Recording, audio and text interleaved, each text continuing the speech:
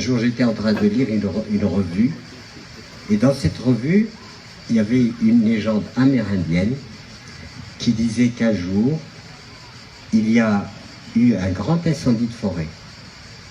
Tous les animaux atterrés, impuissants, étaient là, sauf le colibri. Et le colibri, c'est un tout petit oiseau, miraculeux, avec un long bec, vous savez, qui est capable de faire de la géostation, je ne sais pas comment on dit, qui est capable de reculer, etc., volubile et tout ça. Et bien le colibri, face à l'incendie, il ne baisse pas les ailes, si on peut dire.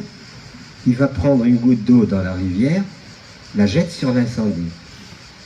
Et puis le tatou qui l'observe depuis un bon moment lui dit, colibri, tu penses tout de même pas que c'est avec ces quelques gouttes d'eau que tu vas éteindre le feu.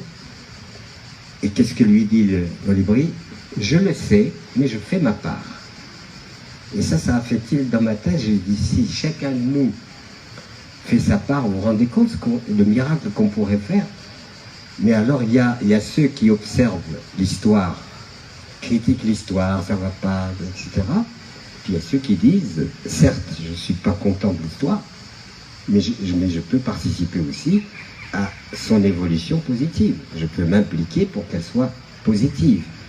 Parce que le goût du bouc émissaire permanent, c'est-à-dire toujours quelqu'un d'autre qui est responsable, ben, n'amènera à rien du tout.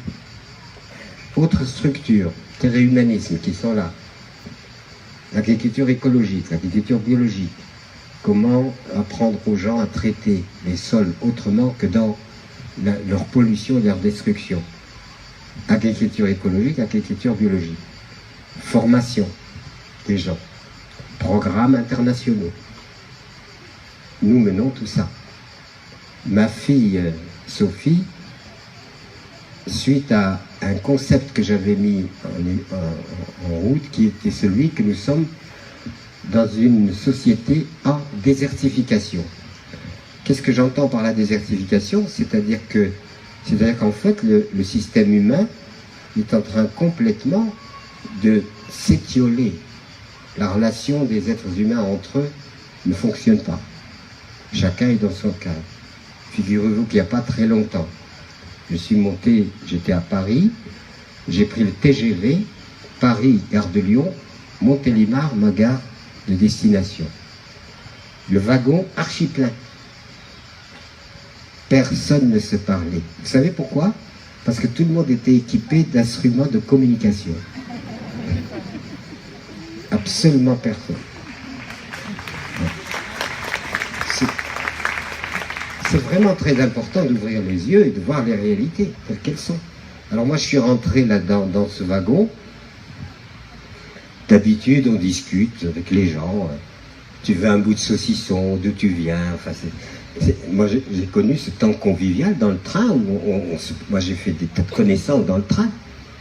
D'où tu viens, tu vas là, etc. On se raconte un peu nos vies.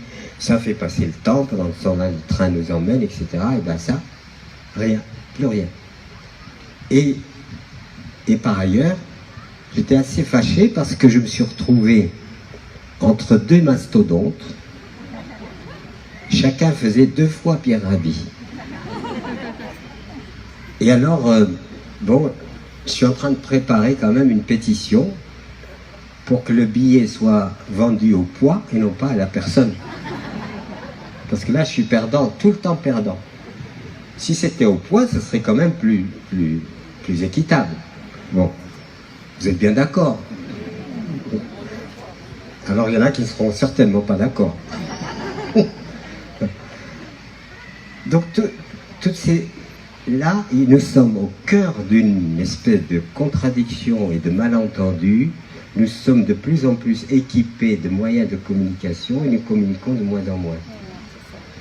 C'est-à-dire ce qu'on appelle la convivialité, c'est-à-dire la relation humaine est rompue, qui est très importante, est rompue par le fait que nous confondons communication et relation. La communication augmente, mais la relation diminue. Ce qui fait que ces outils aboutissent à quoi? Restez chez vous. Vous n'avez pas besoin de bouger. Vous n'avez pas besoin de rencontrer les autres puisque vous pouvez téléphoner, se donner un coup un coup de fil, etc. Ça, c'est en train de se développer de plus en plus. Et il se trouve que l'être humain, c'est quelqu'un de sensible, c'est quelqu'un de charnel, c'est quelqu'un qui a besoin de la proximité des autres, c'est-à-dire de la relation vivante, la relation sensible. Il ne peut pas se contenter de la communication. Et aujourd'hui, la communication prend tellement d'ampleur que les outils augmentent l'anonymat. Certes, la connaissance encyclopédique des choses, mais la culture que devrait provoquer, la culture humaine qui devrait provoquer et aider à soutenir ces outils, n'est pas là.